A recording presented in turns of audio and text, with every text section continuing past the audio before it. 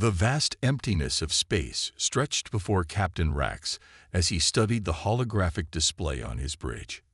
His scaled fingers tapped rhythmically against the command chair's armrest, a habit he'd developed over his 15 years of piracy.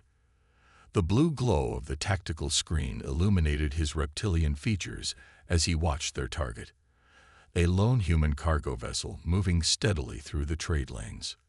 "What do the scans show?" Rax asked his sensor officer, who was busy analyzing the data streams. "Standard human freighter configuration, Captain.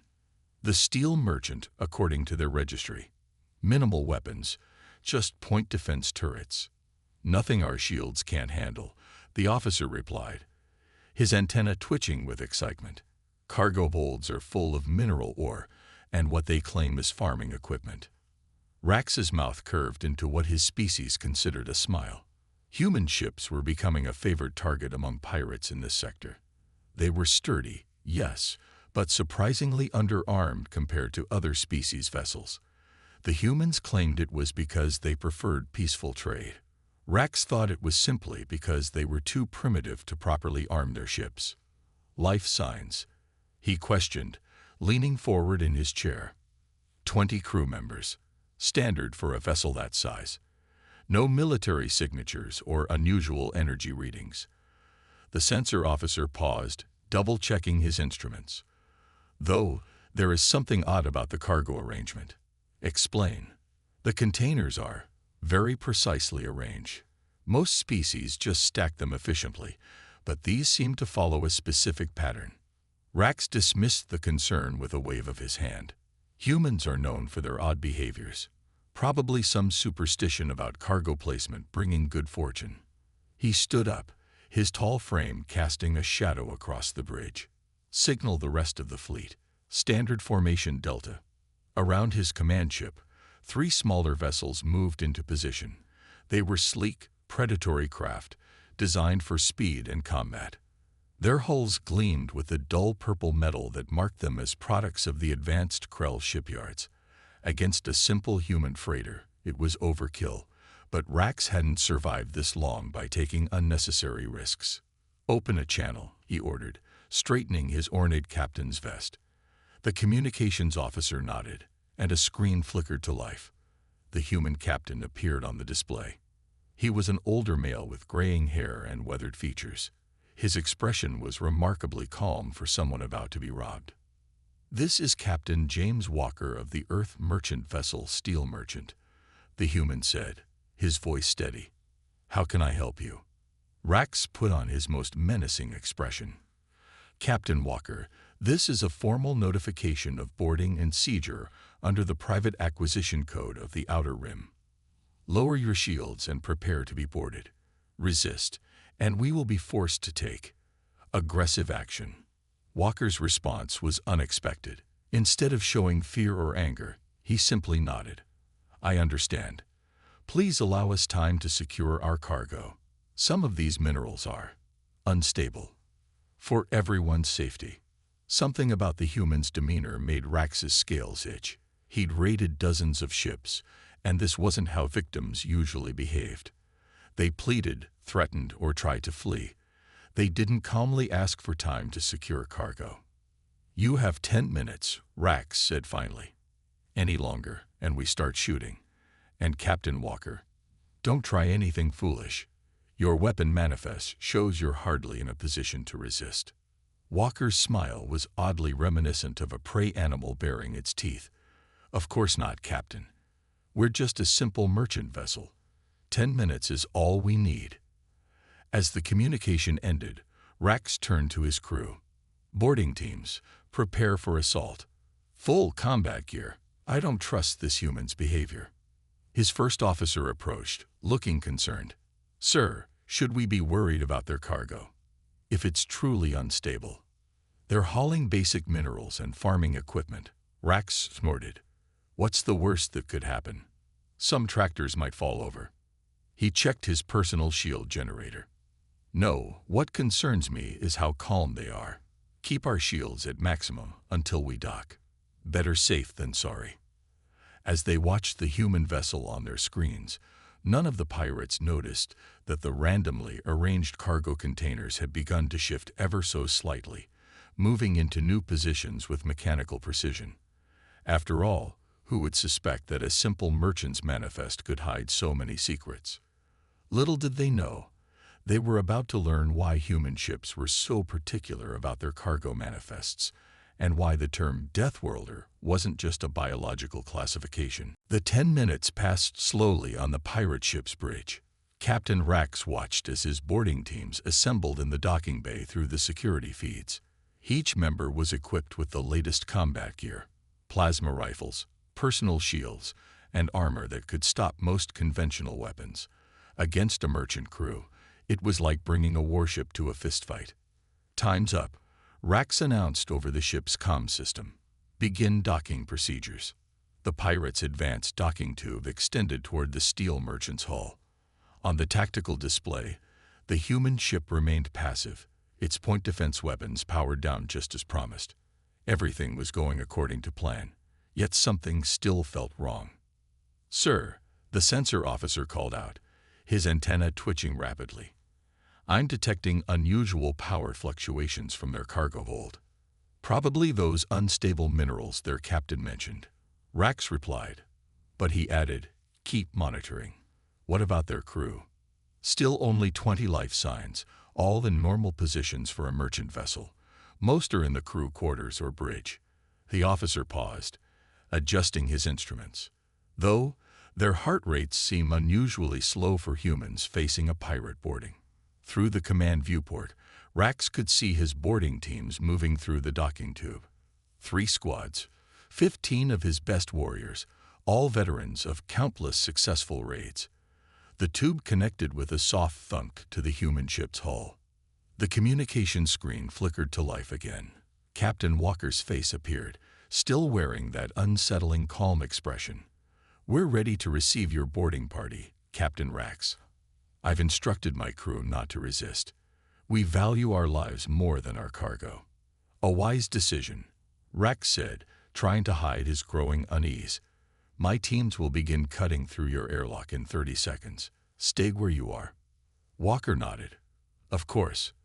Though I should mention, some of our cargo is quite valuable. It would be a shame if anything got damaged in the transfer." Before Rax could respond, the feed cut off. He turned to his first officer. "Do humans typically worry about their cargo when they're being robbed?" "No, sir," the first officer replied. "Usually they're more concerned about their lives or trying to send distress signals." The boarding team leader's voice crackled over the comm. "Beginning airlock breach. Cutting torches activated." Through the security feeds, Rax watched as bright plasma torches began cutting through the steel merchant's outer airlock. The metal glowed red, then white, as the cutters did their work. Sparks flew in the zero-gravity environment, creating beautiful but short-lived trails in the darkness. "Sir," the sensor officer interrupted again. "Those power fluctuations in their cargo hold are increasing, and I'm detecting subtle magnetic variations throughout their hull." "Magnetic variations?" Rax asked, his scales bristling. "Explain." "It's as if their entire hull is reorganizing its molecular structure, but that's impossible for a simple merchant vessel." The boarding team leader's voice came through again. "Outer airlock breached. Moving to inner door." There was a pause, then, "That's strange. The inner door's lock just disengaged on its own." Rax stood up from his command chair. "Hold position. Something's not." Before he could finish, the inner airlock door slid open smoothly. The security feed showed a brightly lit corridor beyond. It was empty, clean, and looked completely normal for a human vessel. Too normal. "No resistance," the team leader reported. "Moving in." 3 teams, standard spread formation. Rax watched as his warriors entered the steel merchant, weapons ready. The corridor branched into 3 directions, and the teams split up as planned. Everything seemed to be going perfectly, which only made his instincts scream louder that something was very, very wrong. "Team 3, heading toward cargo hold," 1 squad reported. "Team 2, moving toward crew quarters." "Team 1, Approaching bridge. The sensor officer suddenly jerked up straight. Captain, those magnetic fluctuations, they're not random. They're forming patterns throughout the ship's structure. And those power readings in the cargo hold are reaching critical levels. On the security feed, Rax watched as his boarding teams continued their advance, unaware of the sensor readings. The feed from Team 3 showed them approaching the cargo hold's massive doors. As they drew closer, the doors began to open on their own, just like the airlock had. All teams, retreat. Rax ordered, finally understanding why humans were so particular about their cargo manifests. But as he watched the security feeds, he realized with growing horror that it was already too late. The doors to the cargo hold finished opening, revealing what waited inside. And it wasn't farming equipment. Captain Rax watched helplessly as his boarding teams were systematically contained within the steel merchant. The security feeds showed his elite pirates being corralled into secure areas by the human soldiers, their advanced weapons and shields proving useless against the perfectly prepared ambush. "Sir," his first officer called out, "they're accessing our ship's systems through the docking tube." On the main screen, warning lights flashed as the humans bypassed their security with frightening speed. Doors throughout Rax's ship began closing and locking, isolating different sections of his crew. Their weapon systems went offline one by one, and even their engines refused to respond to commands. "How?" Rax demanded, pounding his scaled fist on his command chair. "Our cybersecurity is top of the line." Captain Walker's face appeared on the screen again, this time wearing what humans called a grin. "Remember that standard docking protocol handshake your systems performed with ours? Turns out it wasn't so standard. You gave us everything we needed to access your systems the moment you tried to board us." Through the remaining active cameras on the steel merchant, Rax could see his boarding teams being efficiently disarmed. The humans moved with practiced ease, their actions suggesting they'd done this many times before. Each human soldier carried what looked like simple tools, repair wrenches, maintenance scanners, engineering kits, but these too transformed into weapons or restraining devices as needed. "Team 2 is completely captured," reported the sensor officer, watching the life signs of their boarding parties. "Team 1 and 3 are, sir, I can't even tell if they're conscious anymore. The humans are using some kind of localized stun field we've never seen before." On the tactical display, more surprises were revealing themselves. The steel merchant's hull continued its transformation, sections shifting and realigning to present weapon ports aimed directly at the pirate vessel's critical systems. What had appeared to be simple cargo loading equipment now resembled boarding tubes of their own, ready to send human troops onto Rax's ship. "Do you want to know the best part?" Walker asked, his voice carrying an edge of pride. "This isn't even one of our better traps. This is just a standard Mark II anti-piracy vessel. You should see what the Mark IVs can do." Rax's bridge crew looked at each other in horror. This was a basic model. The implications were terrifying. How many other human ships were out there, disguised as simple merchant vessels, waiting for unwary pirates? "Your ship is now completely under our control," Walker continued. "I suggest you order your remaining crew to stand down. We prefer not to use lethal force when it's unnecessary." He paused, then added, "Though I should mention that what we consider lethal force might surprise you. Humans can get quite creative when we need to." As if to demonstrate this point, several of Rax's bridge crew yelped as their personal weapons suddenly grew hot in their holsters. They quickly threw them aside, watching in disbelief as the weapons melted into useless lumps of metal. "Ah yes," Walker noted casually, "we've been broadcasting a specific frequency through your ship's own power systems. Causes certain types of weapons to overheat. Fascinating bit of physics, really. Would you like me to explain how it works?" Rax slumped in his chair, defeated. "No," he said quietly. "No, I think I've learned enough about human ingenuity for one day."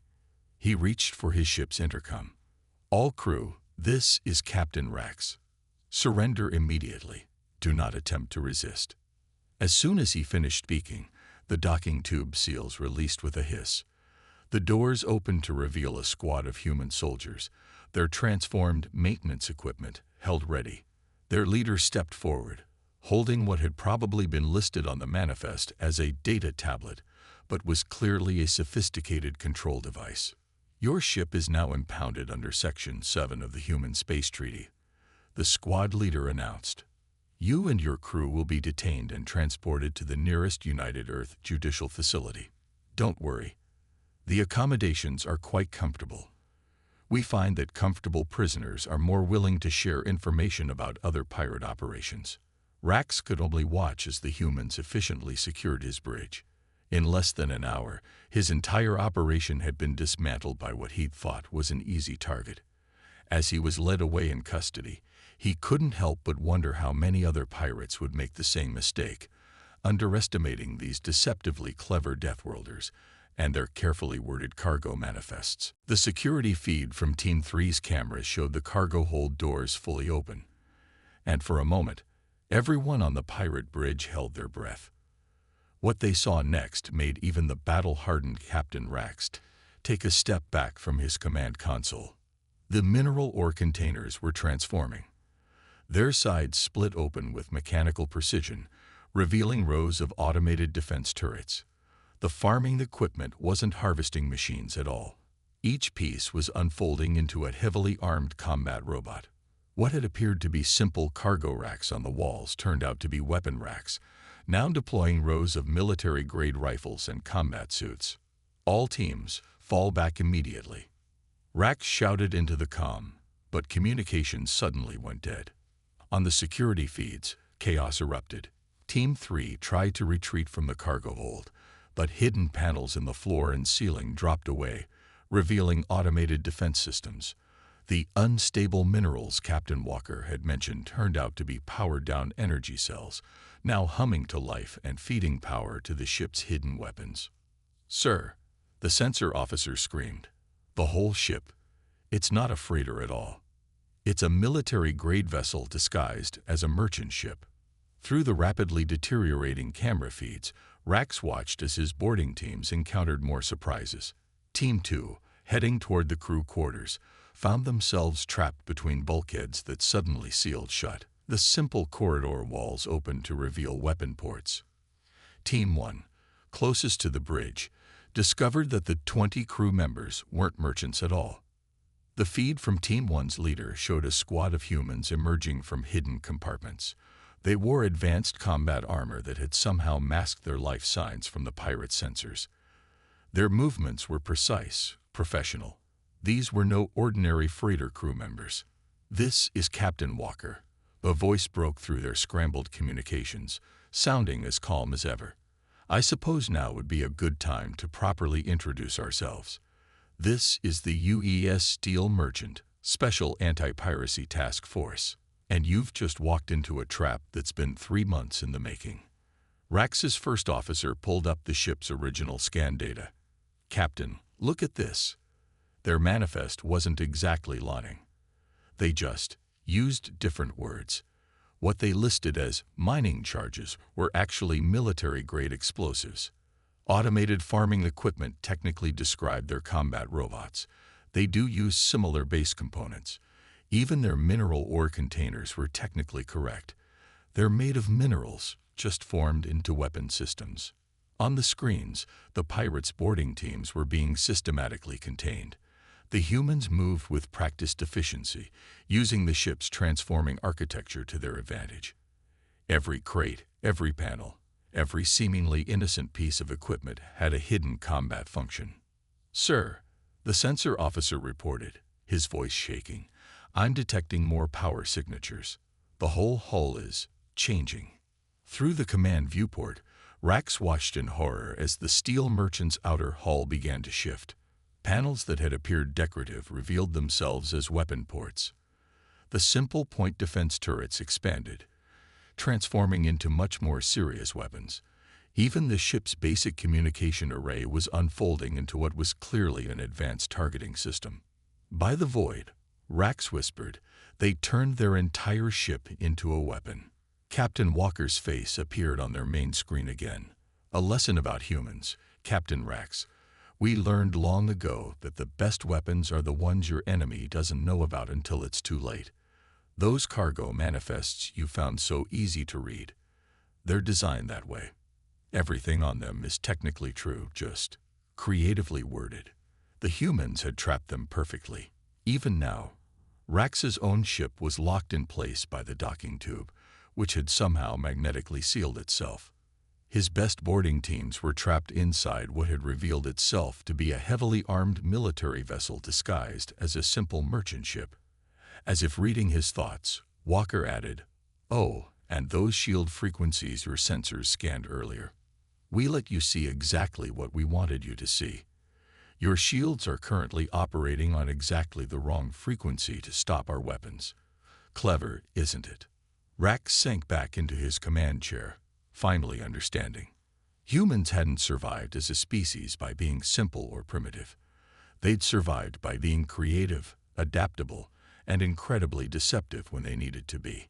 And his pirates had just learned the hard way why human ships were so particular about their cargo manifests. The real question now was whether they would live long enough to warn others about their discovery. As Captain Rax sat in the steel merchant's detention cell, he couldn't help but marvel at how quickly everything had fallen apart. Through the energy barrier of his cell, he watched human soldiers efficiently processing his captured crew. Even their prisoner processing equipment had been disguised as regular cargo. Mobile holding cells listed as atmospheric storage units on the manifest. Interesting design, isn't it?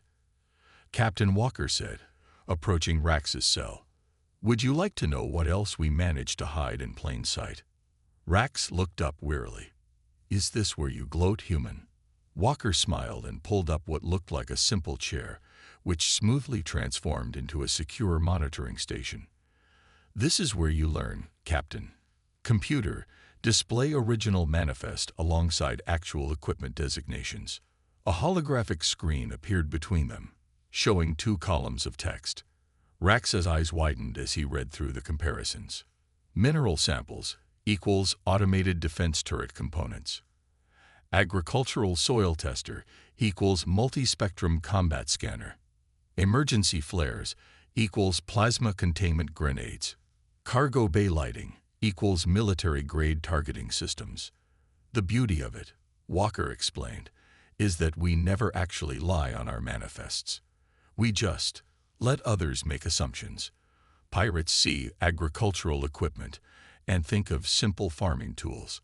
They don't consider that a harvester's cutting blade assembly can be reconfigured into an extremely effective defense system. Through another energy barrier, Rax could see his ship being systematically secured by human troops. They moved with practiced efficiency, using tools that seemed to transform to meet whatever need arose. A simple wrench became a plasma cutter, a scanner turned into a shield generator, and even their uniforms appeared to adapt and change as needed. "Your ship's systems are quite advanced," Walker continued, reviewing data on his screen. "But you made the same mistake everyone makes. You assumed that because humans are from a high-gravity death world, we must rely on brute force rather than sophistication." Rax watched as human engineers easily bypassed his ship's best security systems. "How long have you been doing this?" "Hunting pirates." Walker checked something on his display. "Oh, centuries. We learned early in our spacefaring days that the best defense isn't always obvious strength. Sometimes it's letting your enemies think you're weaker than you are." A commotion drew their attention. One of Rax's crew had managed to break free and was running down a corridor, heading for what he thought was an escape pod. The human soldiers didn't even chase him. They just waited as the escape pod door opened, revealing not a pod but a containment field generator. The pirate was instantly trapped in a bubble of energy. "That's the 3rd one today," Walker noted casually. "They always run for the fake escape pods. We find it's easier to let them think they have a chance of escape. Saves us the trouble of chasing them." Through the viewing window, Rax could see more ships approaching.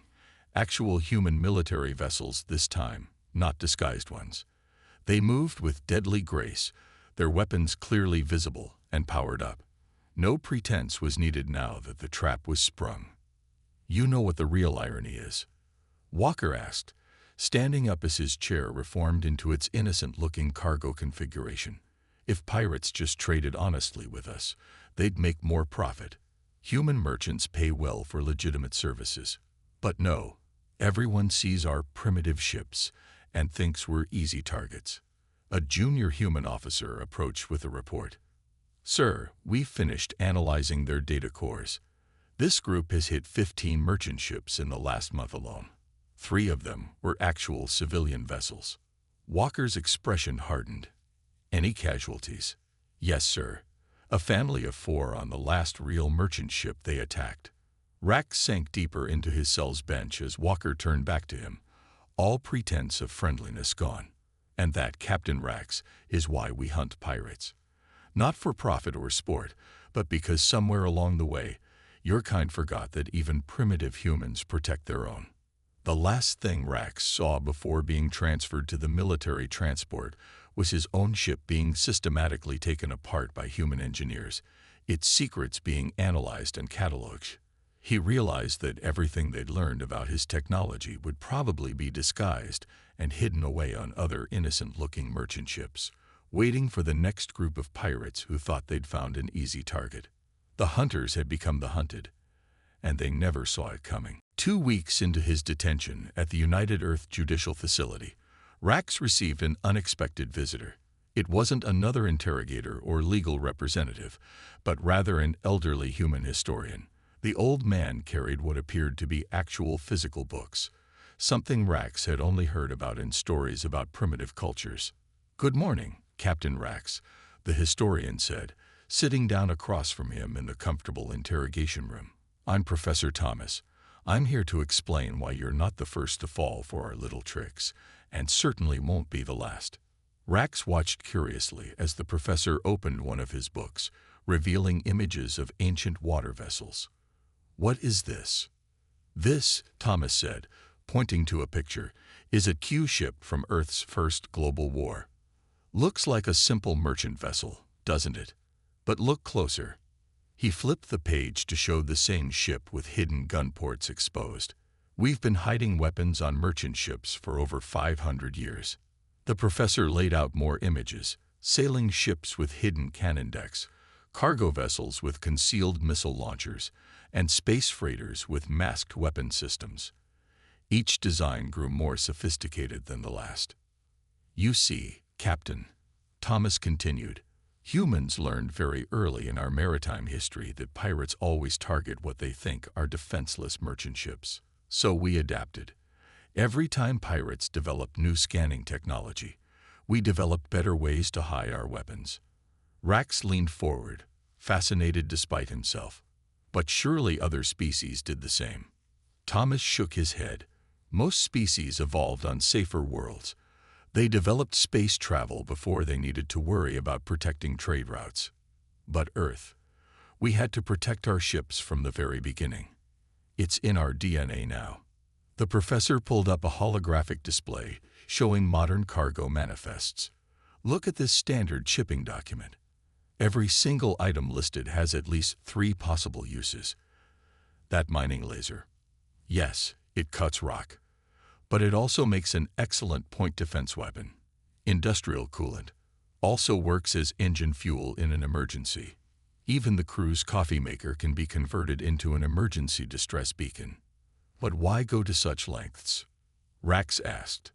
"Why not just arm your ships openly?" "Because," Thomas explained, pulling up another image, this time of a modern human trading fleet, "openly armed merchants scare away legitimate traders. Our ships need to look harmless to do business. Plus, there's the added benefit of catching pirates who think we're easy targets." The professor then showed Rax something that made his scales itch: statistics on pirate encounters with human vessels over the last century. The numbers were staggering. Thousands of pirate ships captured, but almost no human casualties. "Notice something interesting?" Thomas asked. "The success rate against pirates goes up when our ships look more vulnerable. Your kind sees our primitive technology and thinks we're easy prey. You never stop to ask why a species that survived a death world might prefer to look weak. Rex studied the numbers carefully. These can't all be military vessels in disguise. They're not, Thomas confirmed with a smile. Every human merchant ship has hidden defenses. It's standard procedure. The military vessels like the steel merchant are just better at it. We have a saying, hope for peace, prepare for war. Every human ship, military or civilian, lives by this code. The professor stood up, gathering his books. You know what the real irony is. Everything on those manifests is completely legal and truthfully declared. We just let pirates make assumptions about what the equipment is for. A harvester is a harvester, whether it's cutting wheat or cutting through a pirate ship's hull. As Thomas turned to leave, Rax called out, "Wait, why tell me all this?" The old professor turned back with a knowing smile. "Because in 3 months, you'll be released, and you'll tell other pirates what you've learned. Some won't believe you. They'll attack human ships anyway, and they'll learn the hard way. But others will listen. And slowly, the galaxy will learn that humans don't need to show their strength to be strong." Rax watched the professor leave, thinking about everything he'd learned. The humans hadn't just outsmarted him. They'd been outsmarting pirates for centuries. Their greatest weapon wasn't their hidden guns or clever disguises. It was their ability to look weak while being incredibly dangerous. As he was led back to his cell, Rax realized that the term Deathworlder didn't just refer to the humans' physical capabilities. It described their entire approach to survival. Always be prepared, never show all your cards, and let your enemies underestimate you until it's too late. 6 months after the steel merchant incident, a group of pirates gathered in a shadowy corner of Station 447, one of the busiest trading hubs in the Outer Rim. They were sharing stories, as pirates often did, but tonight's topic was different. They weren't bragging about successful raids. They were warning each other about human ships. "I'm telling you," a grizzled veteran captain said, his cybernetic eye glowing dimly in the station's low light. Rax wasn't lying. Those manifests are traps. Every single item listed has a double meaning. Around the table, other pirates listened intently. Some had heard rumors about the steel merchant incident, while others had their own close calls with seemingly harmless human vessels. On the station's main display screens, trade routes scrolled past, showing hundreds of human merchant ships moving through the sector. Last week, a younger pirate added, "My scout ship scanned what looked like a small human mining vessel." The manifest listed basic equipment, drills, sample containers, analysis tools. But when we got closer, he shuddered. Those sample containers turned out to be missile pods. We barely escaped. The station's bar fell quiet as a human merchant walked past their table. The trader looked ordinary enough. Work boots, simple clothes, carrying what appeared to be a basic toolkit. But now the pirates watched with new eyes, wondering how many weapons were hidden in that innocent-looking equipment. "You know what the humans call it?" another pirate asked, leaning forward. "They call it dual-purpose engineering. Everything they build has at least 2 uses. That's not paranoia or clever design. That's their entire engineering philosophy." On a nearby screen, security footage played showing the human crew unloading cargo. What looked like routine work to most observers now held new meaning for the watching pirates. Every movement seemed calculated. Every piece of equipment potentially dangerous. "My cousin tried to raid a human agricultural ship last month," someone else added. The manifest said they were carrying fertilizer processors. He laughed bitterly. Turns out fertilizer processors work really well as chemical weapons when you reverse the flow. Lost 3 boarding teams before they got away. A scared pirate captain who'd been quietly listening finally spoke up. "You want to know the real secret? The humans didn't develop this technology to fight pirates. They built it this way because their whole history is about survival. Everything on their death world tried to kill them. So they learned to turn everything into a weapon." He pulled up a data pad, showing images of ordinary human tools. Look at this mining charge. Yes, it breaks up rocks, but the explosion can be focused into a plasma beam. That cargo scanner. Adjust 2 settings, and it's a military-grade target lock. Even their emergency repair kits can be converted into breaching tools. The pirates studied the images with growing respect and fear. What had once looked like primitive or basic technology now appeared far more sinister. Every simple tool could be a weapon in disguise. Every innocent-looking merchant vessel could be a heavily armed trap. "So what's the new rule?" asked a newcomer to the group. The veteran captain raised his drink. "Simple. Never trust a human ship's manifest. If humans built it, it's probably a weapon. They just haven't told you how yet." Around the station, similar conversations were happening in other shadowy corners. The story of the steel merchant had spread, growing with each telling. But the core truth remained the same. Humans had turned deception into an art form, hiding their true strength behind a mask of simplicity. In the months that followed, pirate attacks on human vessels dropped by 70%. Those who didn't heed the warnings discovered their own costly lessons about human ingenuity. Trade routes that had once been considered dangerous became known as human-protected zones, though no obvious military presence could be seen. And on human ships throughout the galaxy, crews continued their work, neither confirming nor denying the growing legends about their capabilities. Their cargo manifests remained technically accurate, their equipment remained officially dual-purpose, and their ships remained seemingly simple merchant vessels. But now, when other species looked at those manifests, they didn't see simple tools and basic equipment. They saw the hidden potential in every item, the weapon lurking within every innocent machine. They finally understood why humans had survived on their death world, not because they were the strongest, but because they were the best at turning everything around them into a means of survival. The galaxy had learned an important lesson. Sometimes the most dangerous predator is the one that doesn't look dangerous at all.